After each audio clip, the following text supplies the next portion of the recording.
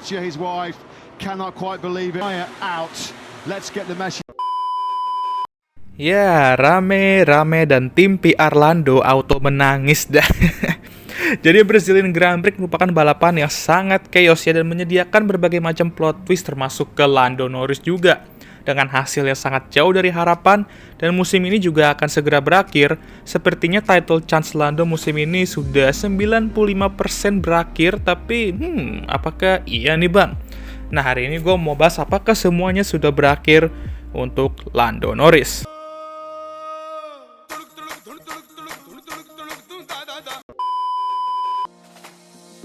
Kita bahas dulu lah weekend kemarin ya. Jadi Lando mendatangi Brazilian Grand Prix ini dengan jarak 47 poin dari Max Verstappen dengan 100-an poin lah lebih lah masih bisa diperebutkan. Ini bisa menjadi salah satu tempat di mana dia bisa terus memperkecil jarak poin dengan Max Verstappen. Apalagi ada sprint juga di mana poin bonus juga tuh. Walaupun ya harus diakui, Max jauh ini merajai seluruh sprint race di 2024 dan di Interlagos apapun bisa terjadi. Dimulai dari sprint shootout di mana Lando qualified di posisi kedua di belakang Oscar rekan tim di depan. Di sini ya kita semua udah expect ya. Ya paling juga dikasih lewat nanti yang dimana kalian nggak salah. Ya normal sih sebenarnya, tapi McLaren ini emang suka bikin rame kalau soal eksekusi team order mereka ya. Walaupun harus diakui McLaren melakukan hal yang tepat untuk melakukan team order di akhir-akhir balapan, di mana mereka prediksi gap kedua pembalap dengan Max dan Charles di belakang tuh sudah sedikit menjauh. Tapi di saat Max naik posisi ketiga, mereka sedikit panik tuh. Kapan nih anaknya bisa ganti posisi? Karena pasti Max bakal mendekat karena pace-nya gacor. Pada akhirnya ketika terjadi yellow flag, mereka langsung mengeksekusinya dan entahlah kenapa yellow flag kemarin tuh rada lama dan VSC-nya juga telat banget di deploy-nya. Apa nunggu McLaren stop dulu baru di deploy kali ya? Nah, terjadi momen kontroversial mengenai ending virtual safety car kemarin. Dan Delta Max ketika virtual safety car itu, sebenarnya dia udah benar nge-back off dari nyalip Oscar ya, karena ya emang belum green flag, jadi kita nggak boleh nge-tag gitu ya. Dan dia posisinya juga masih di belakang, jadi nggak boleh sejajar ya. Nah, itu nggak masalah, tapi yang jadi masalah ialah deltanya. Dan itulah kenapa dia kena penalti, karena deltanya sih katanya nggak aman. Dan akhirnya dia kena 5 detik penalti dan turun ke posisi keempat. Nah, dengan Lando menang, jarak poinnya jadi 44 poin, jadi 4 poin terkikis tuh. Dan terjadi lagi kontroversial saat qualifying, di mana setiap ada pembalap yang crash, langsung cepat tuh FIA mengeluarkan red flag ya kan, kecuali satu pembalap yaitu Lance Stroll. Kenapa bang kontroversial? Lance Stroll pula lagi ya yang kontroversial, karena red flag baru dikeluarkan 2 menit kalau nggak salah setelah Lance Stroll tuh crash. Dan itu membuat para pembalap bisa complete lap time-nya, karena kan belum red flag tuh. Sementara Max Verstappen, ya dia emang udah kena yellow flag ya, jadi dia udah nggak bisa improve lagi. Tapi posisinya tuh udah nggak aman ya, karena banyak yang improve dan dia nggak improve. Tapi setidaknya dengan red flag, dia kan bisa aman dari Q2, karena pembalap tuh nggak bakal bisa nyetak lap time barunya. Tapi akhirnya semua pembalap tuh udah cetak lap time, dan Max tuh semakin merosot di timetable, yang ujung-ujungnya tertendang dari top 10, baru red flag. Sangat meresahkan.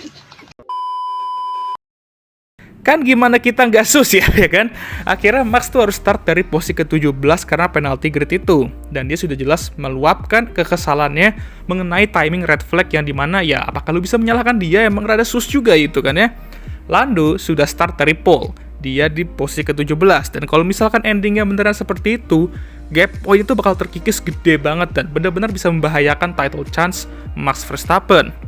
Tapi Max di balapan ini mengingatkan kita mengapa dia adalah seorang Jordan 3 kali dan Sun 4 kali ya. Dan Lando juga mengingatkan kita betapa jagonya dia saat ngebotol start. Ya, gua ngerasa tuh bahwa Hujan pun sebenarnya pengen lihat Max tuh menang ya setelah treatment FIA ke dia beberapa bulan ini. Dan dia membantu Max dengan timing red flag yang akhirnya menguntungkannya dan Lando kebalikannya. How the turntables ya kan? Max akhirnya mampu menang dengan ala-ala juara dunia banget ya, bener-bener angkat topi lah performa Max Verstappen kemarin tuh, dan Lando hanya mampu finish di posisi ke-6. Jarak poinnya sekarang 62 poin dengan 86 poin yang masih bisa diperebutkan. Bahkan, gap poin Lando ke Max setelah Miami Grand Prix itu lebih kecil dibandingkan gapnya yang sekarang ya. Jadi setelah Brazilian Grand Prix kemarin yang benar-benar chaotic dan bikin capek banget ya nontonnya ya, apakah semuanya sudah berakhir untuk Lando Norris di title hopes-nya? Yes, gue akan bilang semuanya sudah berakhir, karena mau dia sikat bersih semua balapan termasuk sprint di Qatar pun, kalau seandainya Max finish aja di balapan manapun, itu udah tetap aja Max yang bakal jurdun. Dan bahkan match point-nya aja tuh udah bakal mulai di Las Vegas nanti.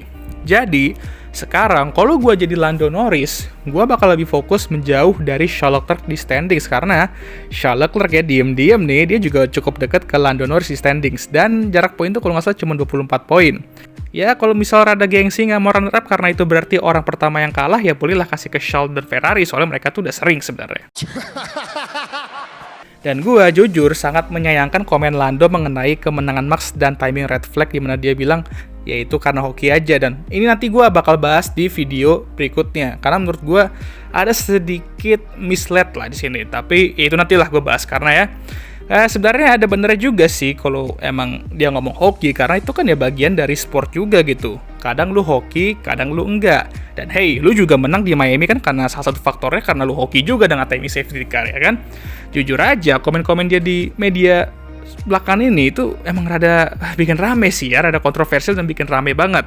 Dan banyak fans sudah mulai nggak respect lagi sama dia, dan tim PR-nya pun juga gua rasa udah pasti pusing ngurusin backlash tersebut. Nah, gue bakal bahas itu nanti di video berikutnya lah mengenai statement itu seperti yang gue bilang tadi. Karena kalau gue bahas di sini, bisa capek dan bisa panjang juga BTW, karena agak sedikit panjang sih kayak pembahasan itu ya. Tapi itu nanti di hari Jumat. Ya, mau apapun kejadiannya sekarang, gue rasa McLaren dan Lando Norris, ya kita bisa apresiasi sedikit lah mereka, karena mereka bisa memberikan kita harapan bahwa bakal ada title fight musim ini, kan itu yang kita semua pengen ya kan, title fight yang ketat sampai balapan terakhir, walaupun sepertinya nggak nyampe balapan terakhir juga sih ini ya, tapi setidaknya adalah fight-nya gitu.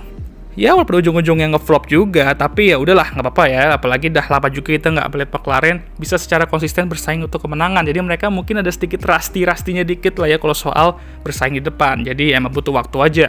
Ferrari aja sampai sekarang masih ngacau-ngacau juga ya kan, walaupun udah lama banget di depan gitu. Dan ini bisa dikatakan bakal nge-set up F1 2025 nanti yang banyak orang prediksi, termasuk gua, bakal menjadi musim paling GG dalam sejarah F1. Tapi kita fokus dulu untuk sisa 2024. Dan ingat, seperti yang gue bilang tadi, Lando mending sekarang fokus menahan Charles Leclerc untuk posisi kedua di klasemen. Karena dah lah nggak juara, kalau bisa nggak runner up juga nanti, apa gak makin banyak tuh hatersnya nanti? Mengerikan. Oke lah, sekian video kali ini. Gimana menurut kalian? Jangan lupa like, subscribe, dan share video ini. Dan jangan lupa juga untuk menyalakan lonceng notifikasi agar kalian semua tahu ketika gue ngupload video baru. Jangan lupa juga untuk follow Instagram gue. Oke, sudah lelah gue. Dan bagi kalian yang sudah menonton, gue mau mengucapkan thank you very much.